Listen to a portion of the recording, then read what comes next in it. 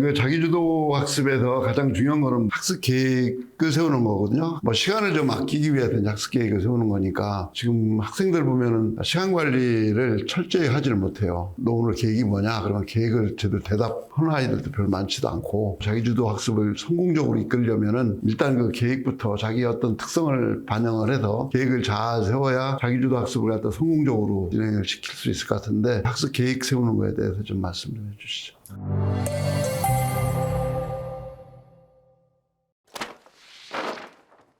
어떤 계획을 세운다는 건 어떤 시간 안에 내가 얼마만큼 무엇을 할 수 있다는 걸 안다는 거라서 메타인지와 관련이 되어 있다고 말을 합니다. 메타인지가 좀 발달하는 사람들이 자기의 능력을 잘 알고 시간 안에 할 수 있는 일을 정한다는 거죠. 계획을 세우는 것이 중요한데 사실 우리의 삶이라는 건 불시에 이상한 일들이 생기니까 계획은 너무 빡빡하게 세우지 말고 복구할 시간을 만들어 두는 것이 좋다 이렇게 말을 하고요. 또 한 가지의 문제는 계획을 세우라고 그러면 대충 계획을 세우거나 안 세우거나 저는 계획을 안 세우는 게 공부가 훨씬 잘 되거든요. 이렇게 웃기는 거죠. 근데 그런 학생의 특성이 뭐냐면 책상에 앉아가지고 무엇을 공부할까를 결정하는데 일단 절반의 시간을 써요.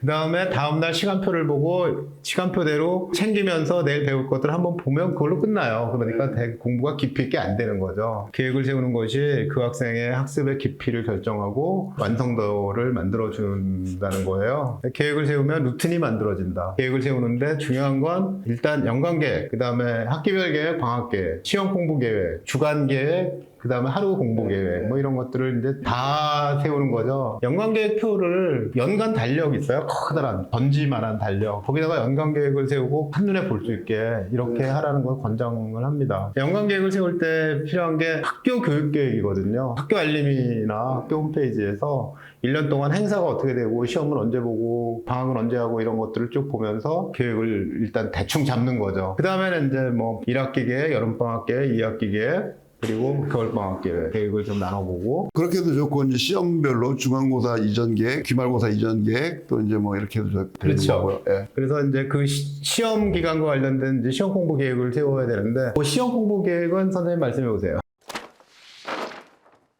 고등학교에서는 평상시에 시험 공부를 해야 돼요. 예를 들어 중간고사 열흘 전에 학교에서는 이제 보통 선생님들 자습을 시키는데 그때부터 이제 아이들이 본격적으로 시험 공부를 하고 있는데 그때 시험 공부를 해서는 100점 가까운 등급 점수가 받기 어렵습니다. 아주 공부 잘하는 애들은 평상시에 시험 공부를 다 해놓고 시험 임박해서는 그냥 복습만 아주 편하게 하는 애들이 많거든요. 그렇다 하더라도 처음 열흘 전 정도서부터 처음에 시작할 때는 앞에 있는 과목보다는 그 뒤에 있는 시험 기간에 뒤에 있는 과목 중에서 제가 약한 과목을 집중적으로 좀 공부를 해서 완성도를 높여가면서 일주일 정도 시험이 이제 남았다 같으면 첫날 거서부터 오답 노트를 철저히 만들어야 돼요. 문제를 풀다가 틀린 문제가 있으면은 지금은 다 스마트폰을 가지고 있으니까 자기가 틀린 문제는 전부 스마트폰으로 전부 찍는 거죠. 폴더별로 국어, 영어, 수학 쫙 해주고서 틀린 문제만 놓고 나중에 종이로 인쇄해가지고서 선보기 한 하루 전 정도에 틀린 문제를 갖다 꼼꼼하게 이제 다시 풀어본다든지 이런 거를 전부 시간 계획을 세워놔야 돼요. 성공 보기 전에 내가 어떤 식으로 이번 중간고사는 계획을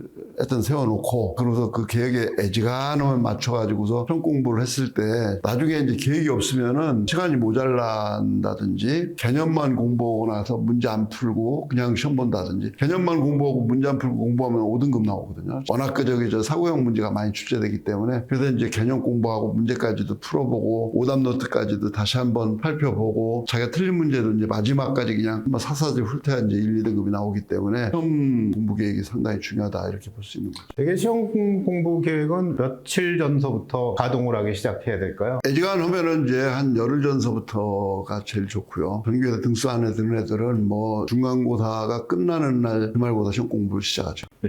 실제로 한 달 전서부터는 가동을 해라 뭐 이렇게 얘기하는데 사실 한 달 전에는요 아직도 진도 나가는 중이거든요. 그러니까 너무 빨리 나가면 안 될 것 같고 이제 선생님들이 한 열흘 전쯤부터 그 정도면은 이제 출제 마감에 거의 다가가기 시작을 하죠. 근데 출제하고 난 다음에 출제한 걸 가르치진 않거든요. 시험 범위는 되게 출제 들어가기 그 시점까지만 이제 범위가 되니까 그러니까 뭐 늦어도 한 15일 전 정도부터 시험 때까지 어떻게 공부할까를 이제 계획을 세우는 것이 좋겠죠. 계획을 세우다 보면 시간이 남는 경우는 거의 없어요. 누구나 다 욕심을 내게 되니까 계획을 다 실천하지 못하게 되는데 주말에는 그 주중에 실천하지 못한 것을 채울 수 있는 시간, 지난 일주일 동안 배웠던 것을 복습하는 시간, 그다음에 다음 주 것을 한번 예습해보는 시간, 이런 것들을 설정해서 주말 공부 계획을 세워야 되는데 공부만 하면요 번아웃이 될 수도 있어요. 지치는 거죠. 몸이 좀 휴식할 날도 있어야 되는데 그런 주말에 휴식하는 시간까지 고려해서 너무 과욕을 내지 말고 조금 안정적으로 계획을 세우는 것이 좋겠다. 매일매일 학습 계획을 세우는 것도 중요하다고 그래요. 일주일이 이제 7일이라면은 하루 정도는 자기가 이제 편하게 쓸 수 있는 시간을 만들어 놔야 돼요. 왜냐면은 복습해야 되는 부분도 좀 있고, 특별히 이제 그 시간을 좀 많이 내가지고서 학교 숙제라든지 집중적으로 해야 될 필요가 있거든요. 게다가 또 학교에서 이제 무슨 뭐 토론대회다, 무슨 뭐 경시대회다 이런 게 있으면 그런 것도 준비하는 것도 있어야 되고, 그래서 지인사님이 말씀하신 것처럼 너무 빡빡하지 말고 하루 정도는 좀 유두리를 둬서 그때 이제 학교 활동을 준비한다든지 그런 건 좋지 않을까 이제 이런 생각이 듭니다. 매일매일 공부 계획을 실천하는 것이 결국은 뭐 연간이든 아니면 뭐 전체 학년, 고등학교 3년, 중학교 3년을 다니는 이런 뭐 계획을 잘 실천한 것이든 결정되는 거잖아요. 하루 단위가. 어떤 학생은 손등에다가 오늘 할 일을 시간대로 이렇게 써놓고 있다가 하나씩 지워가면서 이건 했고 이건 했고 이건 안 했고 뭐 이렇게 평가한다고 그러는데, 그래서 계획을 안 세우면 뭘 공부해야 될지 모르고 시간을 헛되이 보내기가 쉬우니까 시간 계획은 꼭 잘 세워야 된다. 그게 시간 관리 비법이다. 시간 관리에 대해서 마지막으로 한 말씀 더 해주세요. 이제 하루가 86,400초라고 하는데요. 맨날 아침에 86,400원이 입금이 되고 만약 그 돈을 쓰지 않으면은 그날 저녁에 싹 없어진다라고 생각하면 이거 시간이 진짜 돈이다라는 것을 느낄 수가 있거든요. 그래서 1분 1초를 다 아껴야 된다. 그냥 쓰지 않으면 날아간다. 하여튼 1분 1초까지도 좀 귀중하게 생각해서 의식 있게 활용을 해야 될 필요가 있다 이렇게 생각합니다. 꼰대 스타일 얘기로 하겠습니다. 일천광은 불가경. 끝.